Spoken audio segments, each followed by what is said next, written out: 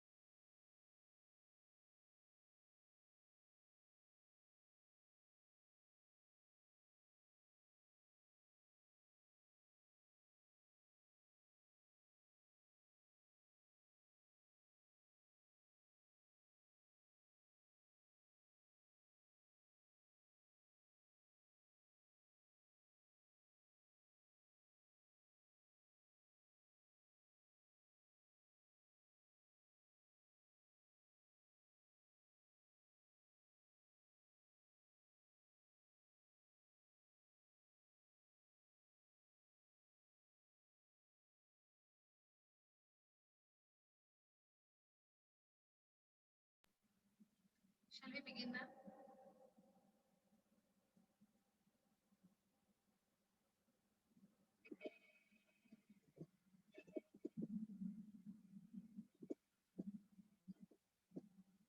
Good evening, everyone. Team Kanathon 2021 welcomes you all to the next session of Health Shots. So, Kanathon is an annual charity run for a cause that is to empower and educate the culture. With a history of 9 successful years, Kanathon 2021 is in its 10th edition this year, and our sponsors are Univic, Farmveda, Cosmoderma, Coco Crutch, Cauvery Hospital, Alumni Associations, Indian Oil Corporation Limited, Cleanza, and definitely our NGO partner CRY, Child Rights and You. We would also like to invite and thank College Aerospace and Metric Stream right today. Our primary focus this year is Kanyathon Shiksha Kendra, where the motto is to have an educational platform in around 3 villages to provide education on communication, hygiene, and computer literacy. Well, I would like to take this opportunity to mention about the exciting challenge that is going on right now, which we call as Health Bus. So to take part in it, all you have to do is follow our official Instagram, Facebook, and LinkedIn profile and post a 40 to 60-second workout video with any of your female friend or relative by tagging us. The best video gets a chance to be featured on our official social media handles, and also they get to win an exciting surprises. We also have a beautiful newsletter that has all the expert tips that is being conveyed in the Health Shots series. I'm uploading the newsletter in the chat box shortly, so please let us know how it is as really value of feedback. Along with this, at the end of the session, we are going to have a quiz for which you have to again go ahead and check our Instagram pages. And the best answer, the fastest answer will be given a surprising gift. And the title announcer winner for yesterday's quiz, Samarth Das. Congratulations for winning yesterday's quiz. Okay, now like we care about the wellness of the girl child, and we also care about you and your wellness. And I'm sure today's session is going to be an amazing experience for you. So let's get ready and start our session with Rachna Parmar, the health coach and certified nutritionist. As a certified nutritionist at Rachna Cooks, we get an we get to eat wholesome, healthy, and traditional food using fresh and local produce. Our chief guest today is also a fitness enthusiast, and she's been working out for over 2 decades. And she loves strength training, yoga, and cardio, along with medication and overall health. Thank you so much for joining us today, ma'am. Ma'am, you're on mute.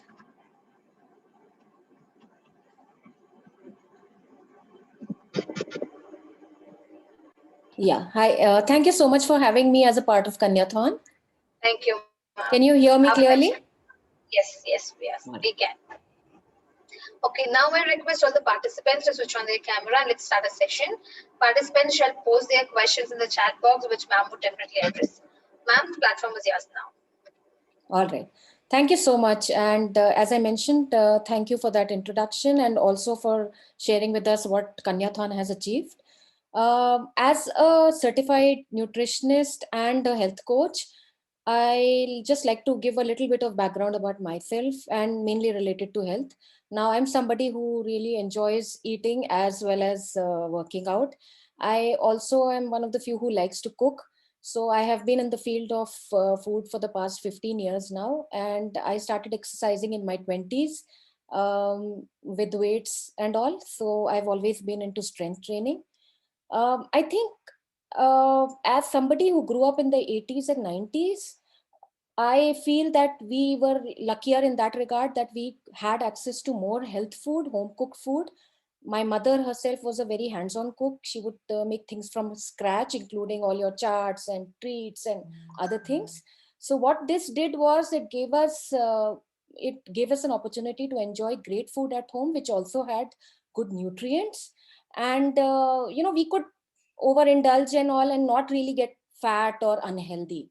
Whereas compared to today, when we have access to so much of packaged food, and a lot of us are eating out a lot, and a lot of junk food in our lives, we all are leading a lot of hectic lives. So women are working, they are studying, and so I feel that a lot of women are actually going and obviously going away from cooking, because cooking was always a domain of women and a lot of thankless work. So women are moving away from that. but as a result of which there is health which is somewhere getting a bit compromised.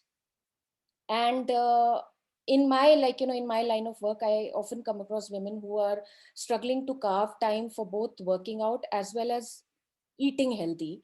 And we see that obesity and lifestyle diseases are becoming part of lives of women at a younger age, in 20s and 30s. Now, being overweight is a health hazard, and it can lead to lifestyle issues. For women, it could be lifestyle diseases like diabetes and even hormonal issues and fertility issues later on. So, given our hectic lifestyles and temptations around us, how do we actually try and eat healthy? I'll address that first. So, first of all, what is eating healthy? We all, like, so many of us say that, oh, I'm giving up sugar, I'm giving up oil tomorrow, and I've started having vegetables, so I'm eating healthy. Basically, eating healthy is trying and eating clean. So in my opinion, all of us can try and eat healthy by making small tweaks in the way we eat on a daily basis. That would include eating more of fresh fruits, vegetables, whole grains, as much as possible home cooked food. Now, it's not necessary that everybody has to start cooking at home or should have access to home cooked food. But if you plan better, maybe you can hire a cook, maybe you can, get the bars delivered to you from a homemaker, or in your mess, maybe you try and reach out and have healthy food instead of, reaching out and going for some kind of junk, or something which is very oily and thick in spices and all. So to begin eating healthy and to assess your diet, I would suggest a 4-step process. First step is always to document. Now, document means tracking what you eat. It may seem tedious, and people are like, oh my god, I can't sit and write every day. But I would suggest that if you've never done it, you should begin today, maybe with pen and paper. There are apps like MyFitnessPal, MyNet Diary. These are apps I've personally used and recommended to my clients. Don't worry about the calories and the losing weight part of it. Just use it as a journal. So just start journaling, writing down every single thing which you eat in a day and at what time you eat. So do this for exercise for a week and be as honest as you can. Once you do that, you have a look at what you're eating, and immediately, once you take a snapshot of what you're eating, you'll, I mean, certain habits will jump out at you, and you know that, okay, you don't really need to consult some professional to know that, okay, if I'm having too much cold, let's say too many cold drinks in a week, or maybe a packet of chips every day, or something at 4 p.m. or 5 p.m. when I'm hungry, which is like a, fried snack or something which I'm picking up, know that these are the areas which you need to work on to begin eating healthy. Most of us end up having healthier breakfasts, or let's say lunches or dinners, but it's the snacks where we tend to falter a lot. So one thing would be, and this varies from person to person, woman to woman. So everyone, I mean, you need to first see what you're eating and then take a look at how you can make it better. So a typical healthy diet would be to have 3 decent meals in a day: breakfast, lunch, and dinner, and along with 2 snacks, a midday meal and an evening snack. Now, if you are somebody who works out on a regular basis, then I would suggest a pre-workout and a post-workout meal. Now, this may sound like too many meals, but it doesn't have to be, because we break it down over the day, and we also take our energy needs in mind. Women, especially, have a lot of energy needs typically around the mornings. So, and I find that a lot of women just, they keep pushing their breakfast to later time. They may be waking up at 6 or 7, or something like that, and by the time they have their breakfast, it's around 9:30, 10 o'clock. Some of them even skip the breakfast or have a very light breakfast. So what this does is that you had a very long fast from the night till the morning. You need a lot of energy to do your activities, but you're not fueling your body to carry out those activities.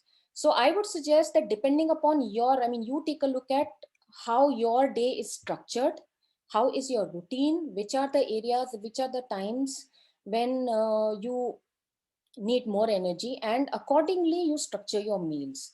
So for me, I have a heavy breakfast. I have your typical, lunch. And because I work out in the evenings, I try to have a pre-workout snack. And then my post-workout meal is my dinner. So I planned it in such a way that after my workout, within 45 minutes to 1 hour, I'll have my dinner.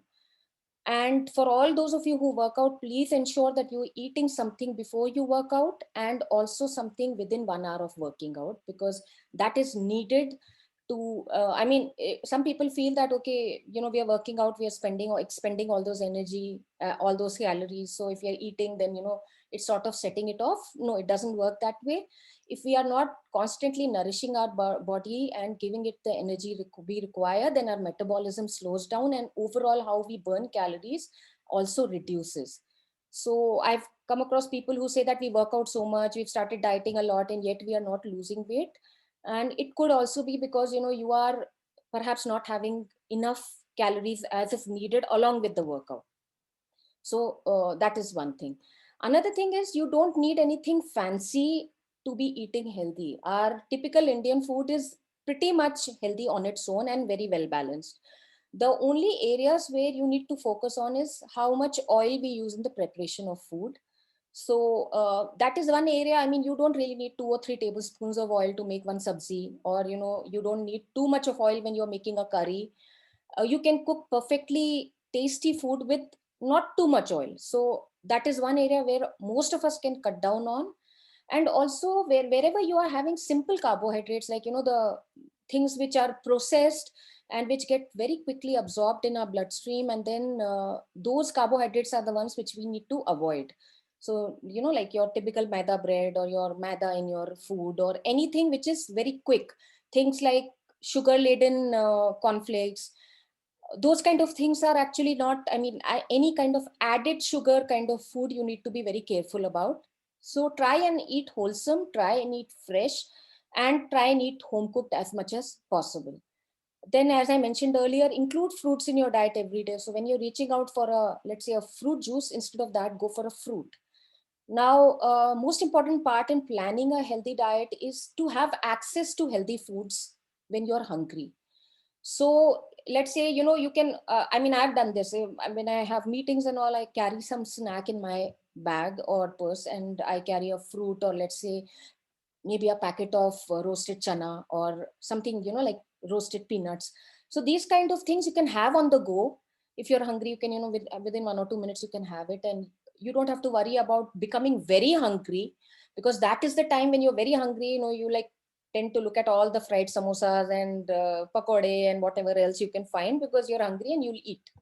So try and avoid that. Try and pre-plan. Try and know what are the times when you will be hungry, and accordingly have things ready at hand so that you can go for it. And evening snack is the time which is generally, people have a very good diet. They'll follow a very healthy eating pattern through the day, but evening snack is where they falter. So if you have someone at home who can make you things, like poha or something like a chilla, or a dry bhel or roasted makhana. So these kind of snacks you can maybe make a list over a week and have them ready at hand. If you can eat at home, that's great. If not, try and carry something with you. Even if you don't have access to some prepared foods, you can always carry fruits, as I mentioned. And dinner does not need to be very heavy, unless you are somebody who's like having evening work, or that kind of thing. Then you can have a heavy dinner, and always ensure that you keep 2 to 3 hours of time gap between having your dinner and the time you sleep, to ensure that your body gets the time to digest it.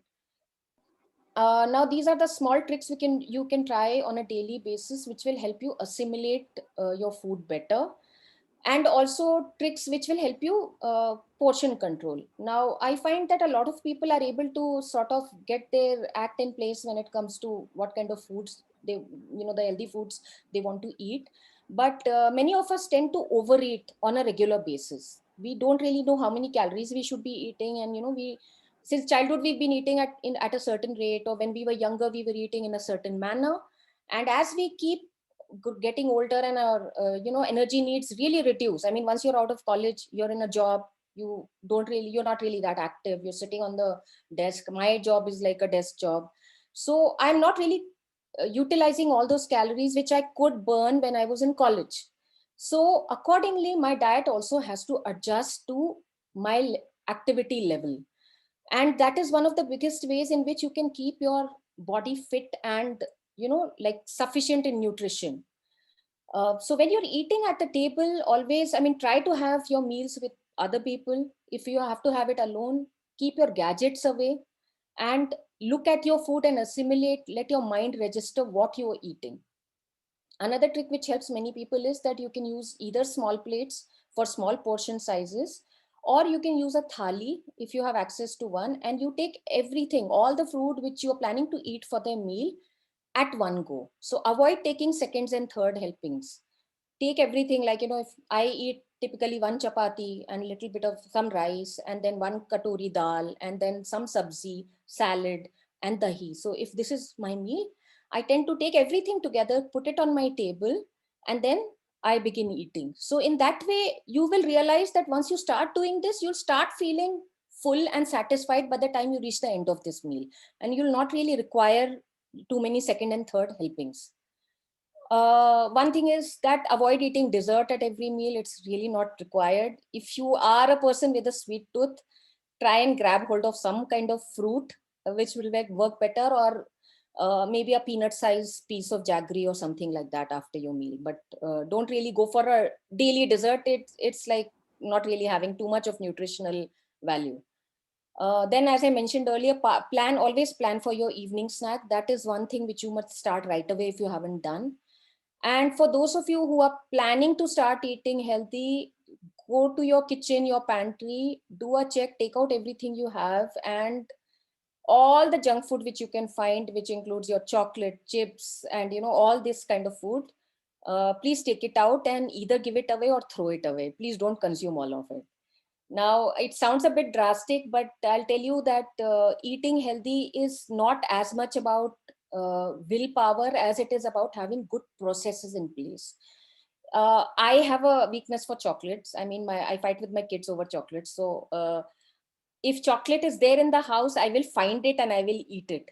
So what I do is I eat it as an indulgence, guilt free. I want to eat it. I know that I want to eat it like maybe once in a week. I will buy it at that time, share it with my kids or whoever, friends, and also I can have 2 square pieces or 3 square pieces and I'll be happy about it. I'll eat it, but I won't stock it at home because I know next year again I'll come back and I'll eat it.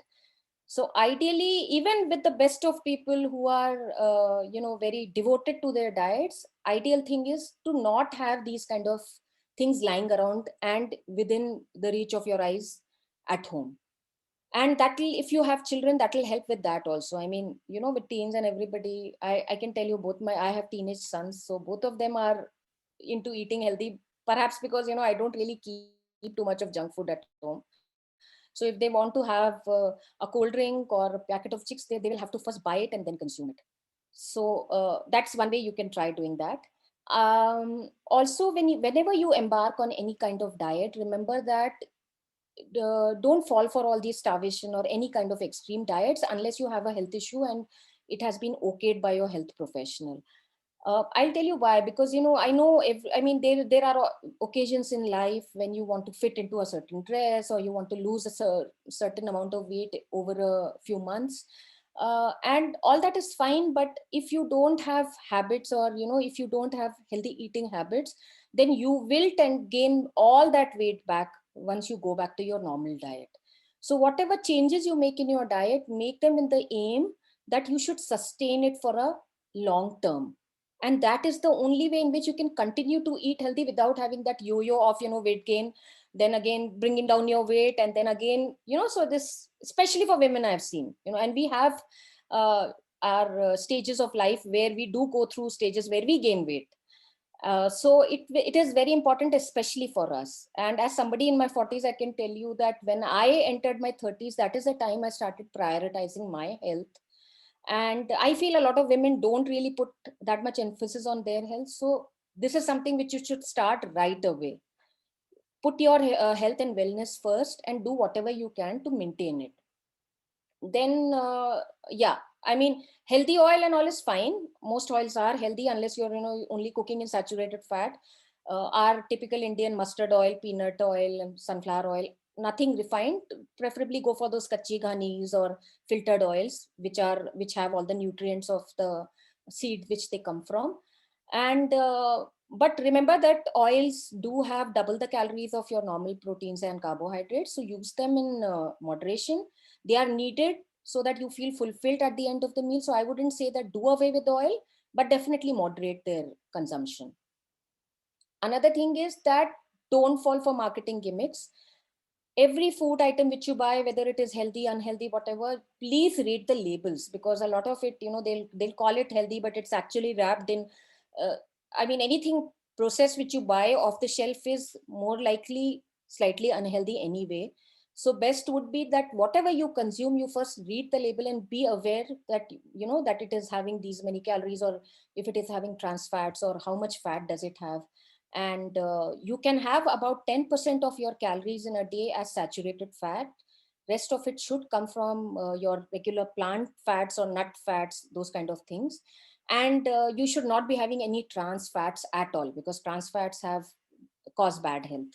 So definitely pay attention to labels and ensure that whatever you're consuming should not have any trans fat. Apart from that, whenever you are eating out, try and choose healthier options. If it's once in a week, it's fine, but don't, like completely go on a binge to undo all the efforts you've put in through the week. And as I mentioned earlier, I'm all for fresh cooked home food. So even if you overeat there, it's not going to make that much of difference. For working professional, working women, even women who are homemakers, I would say, like I mentioned, those steps you're documenting, then you're tweaking your diet, and then you start meal planning. So as I mentioned, if you know that these are the times when I'm most likely to eat unhealthy, you plan for those meals first, and then start planning for your other meals. So one, it takes away the constant trauma of what should I be cooking for breakfast or lunch, dinner, because you have already planned for it. You can do this over the weekend, as I do. I plan to buy my groceries or my veggies through the weekend, so that I can prep them and keep them for the coming week. That takes away the tension and also ensures that I can have food on the table quickly. And whenever you're doing your meal planning, make sure that you include all the food groups. So all your carbs, proteins and fat should be there, and lots of veggies and fresh fruits. Now, women have special needs for certain nutrients, like iron. We need high iron in our reproductive years and during pregnancy. Iron can be derived from plant-based foods like vegetables, greens, lentils, beans, red meat, organ meat. And iron is absorbed better with vitamin C.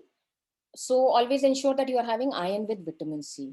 Then folic acid, calcium and vitamin D3 especially is very important for women, because as we move towards menopause in our 40s, we tend to have osteoporosis or weak bones.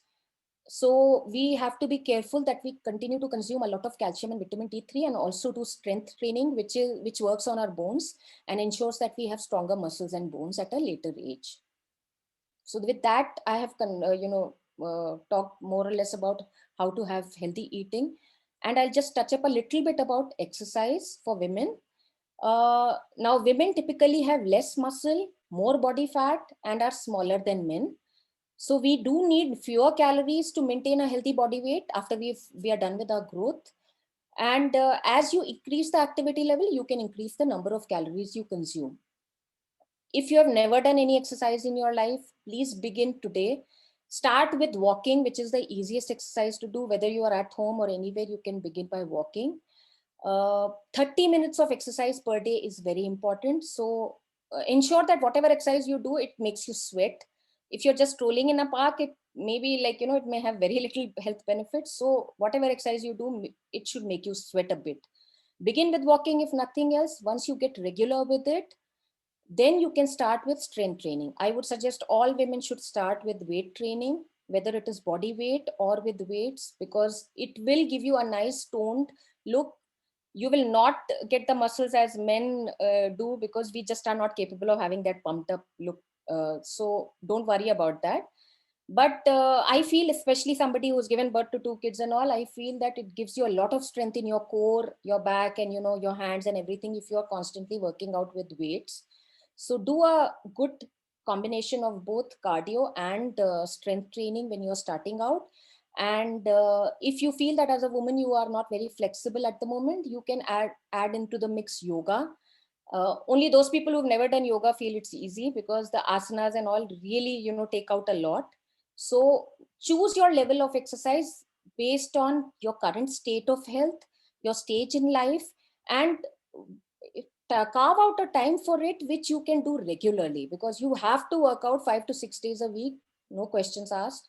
Find that time, and I would say that would be your biggest gift to you if you can begin doing that from today. So I think I'm running out of time. I can, just keep talking about this forever. But in case there are any questions, I'll be happy to answer. Yes, ma'am, we do have a question. So, a participant have asked, like for students or working professionals who wake up around some 6 a.m. and we have continuous classes, assignments, and other social life until some 9 p.m. So, they reach home at around only 9:30 or 10, and they stay away, staying away from parents, or they're not with family, they're in a hostel. So, so for those, how do they, end up having a balanced diet? Yeah, so that's what I said, that initially when you're a student and all, it is very tough. I would say that whatever healthier options you can find around you, I mean, see, now in a mess, what can you find? Or in the morning, if you're waking up at 6, are you like straight away rushing for classes? In that case, keep something with you which you can eat in the morning. Like, keep a handful of nuts, at least keep a banana with you, maybe a glass of milk, these kind of things which don't require cooking. Maybe you can get a granola or a muesli which is low on added sugar. So try and find options which are as close to home cooked food as possible, and try and stock them. And wherever throughout the day you get a chance, you try and eat.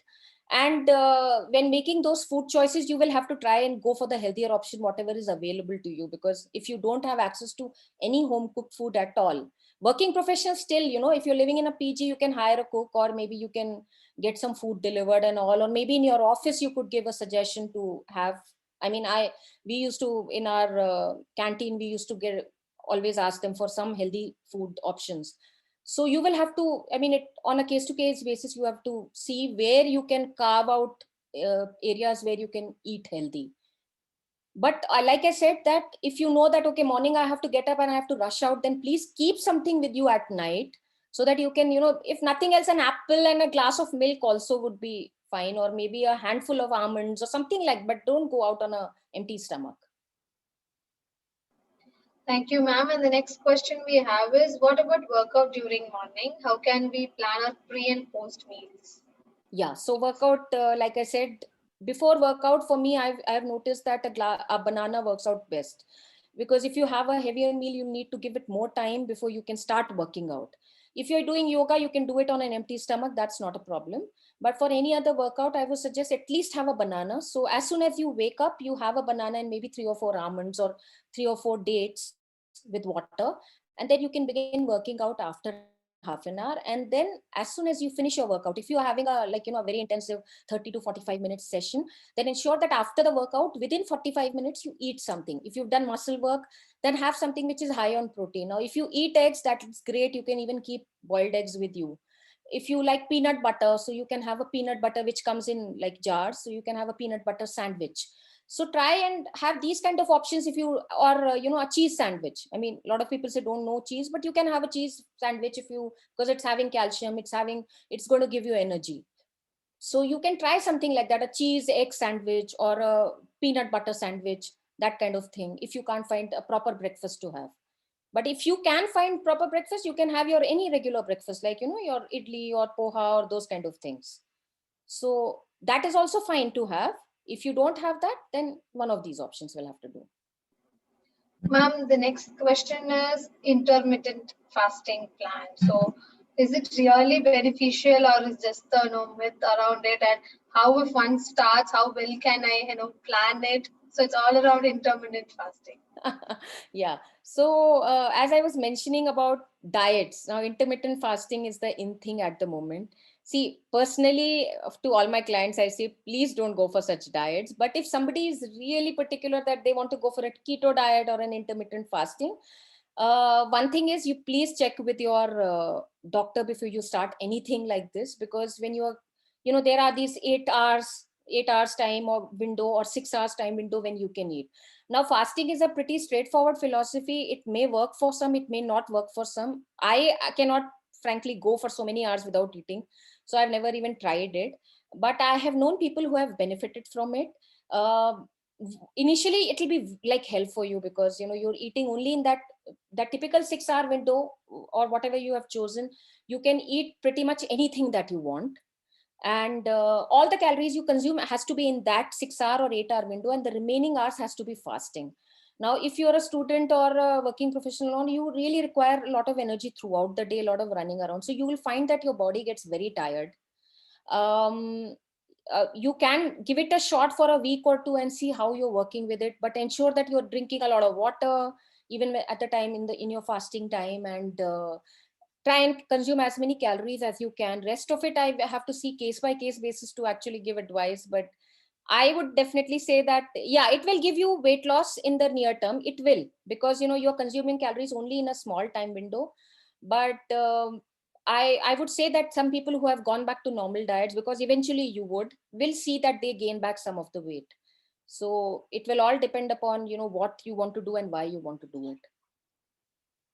It does work for some people, so I wouldn't totally say it doesn't work, but like I said, in the long term I don't know. And there have not been any studies done about the efficacy of it on your health in the long term, because as you know, intermittent fasting has come in only recently in the last decade or so. So there are no scientific studies which have actually studied what is the effect on health in the long term. So that caveat is there. Okay, ma'am, and I think this is the final question. So, what they've asked is, people around recommend, for us to have juice and fruit instead of all this rice and carbs. So, is it good to have too much fruit in a day? Like, or how should they plan? Or if it's only fruit, what are the types of food I should have? Is the question. See, the thing is, rice is not bad for you, first of all. Carbs are not bad for you. If you want to do any kind of exercise, which is cardio, if you don't have carbs, you will not be able to do workout, because that's the best form of fuel you have. In a typical diet, if you want to lose weight, I mean, in a typical diet, about 60% of your calories should be carbohydrates. The only the good thing which you should do about carbohydrate is, as I mentioned, switch to whole grains, because carbohydrates also include fiber, which we really require on a daily basis. And if you go for complex carbohydrates, like I said, whole grains, pulses, lentils, vegetables, fruits, these are all very good for you. They will give you energy in a sustained manner, which you require throughout the day. So unless you are, on, like I said, unless it's your health warrants it, there's no need for you to cut down carbohydrates like that. And yes, once you cut down carbohydrates, you will see that you will lose weight. But carbohydrates, you will go back to them. There is no way you can lead a life without carbohydrates. So the best thing to do is like have potato, not a problem, but don't have it fried. So, these are these common sense things. Now, when you talked about fruit juice and fruit juice, I would definitely say try and avoid having fruit juice. I feel that, you're taking away all the fiber and the goodness of the fruit when you have fruit juice. Yes, of course, if you want to go for a cola, I would say preferably go for fruit juice. So, there are these choices we make. How many servings? You should have 5 servings of fruits and vegetables in a day. So 2 fruits easily you can have. And if you're exercising, I find banana as one of the best. Any fruit is okay to have. Like, one bowl of papaya, one bowl of watermelon are very low calorie and very nice because they are filled with fiber. So they are like a very good snack to have if you have access to them. You can have grapes, mangoes. Any fruit which you have in excess is bad. Any fruit. So, if you're having 3 or 4 mangoes in a day, that's not good. So try and have 1 or 2. I mean, if you love mangoes, have 2 in a day. That's okay. Again, you should not have any health condition which is, stopping you from having that. But otherwise, fruits and vegetables are very safe to have. And one more tip which I forgot to give is, when you're filling your thali or plate, ensure that you fill half of it with your fruits and veggies when you're sitting down for a meal. So what I do is I take my sabzi and I take my salad and I make half my plate with that. And then the remaining half should be your carbs and your protein. So that's a nice healthy way of eating, which will also fill you up well. So that's my suggestion. Okay, ma'am. I would like to ask one question out of the many that we have in the chat box. So, one question that we have here is, um, we all have this cheat day, right? Or when we are dieting, ideally, it's okay. Let me have a cheat day once in a week Yeah. or a month. So, how often is it good to have a cheat day? Or if I'm going to have a cheat day, what is that I should be, keeping in mind when I'm cheating on my diet? Or is there any restrictions even there I have to have in place when I'm having a cheating day, the cheat day for diet? Okay, so see, if you're on a plan, let's say if you're doing a monthly some kind of a plan where you are constantly seeing, monitoring what you're eating on a daily basis, and you're also working out on a daily basis. So obviously you end up eating healthy because you're eating more home cooked. You're doing away with all the other stuff which you can eat from outside. Once in a week is perfectly fine. Like I said, even eating out is fine. But it should not end up like kind of a crazy binge where you are consuming too much of fried things or everything which you can. I mean, having pizza maybe not every week, but once in a month or once in 2 months is fine. I say it's fine. Whatever you're eating, have it guilt free, but don't go too crazy. So now too crazy could be a different definition for everybody. Like if somebody is having 3 or 4 drinks and then having a lot of food to go along with it, lots of fried things, what you are effectively doing is maybe you're consuming 2000, 2500 your whole day's calories at one go. That is going to harm you somewhere or the other. But if your cheat is like a piece of sliced cake, I mean cheesecake, or maybe I want to have a few bars, as in I mean the squares, not bars, but few squares of chocolate, or maybe a chocolate cake, one slice, that is perfectly fine to have. So again, don't, when you're putting in so much of effort to eat healthy. And another thing I'll tell you is that once you do it over like few months, you will realize that those foods actually lose that kind of significance to you. Your body doesn't crave them as much as maybe now when you're eating them more often. So that will also help you in a way going forward. Okay, thank you, ma'am. I think you're done with the Q&A sessions, and it's almost time. So thank you so much, ma'am, once again for being here today. And I believe participants did have a great time. And a special thanks to you for sharing your own personal experience and how you go on a diet. Sharing your personal experience on how you share chocolates or fight for chocolates with your kids. That was really great. So thank you so much for everything, and I did hope all the participants here had an enlightening session on diet on how to go about it. And thank you so much for an active participation over chat here for Q&A. And I would once again try to reiterate that we have a newsletter that is being uploaded in the chat box. Please do download and have a look at all the Sure, health I'll tips do that that. is given. And I would like to also thank our sponsors once again and our other partners. And tomorrow's session will start at 6:45 p.m. 6:45 a.m. So do not miss it. And last but not the least, we, the core team of Kanyathon, thank you all for being a part of this noble cause and for supporting us. Thank you so much, ma'am, for being here today. Thank you all. Thank you. Thank you. Thank you.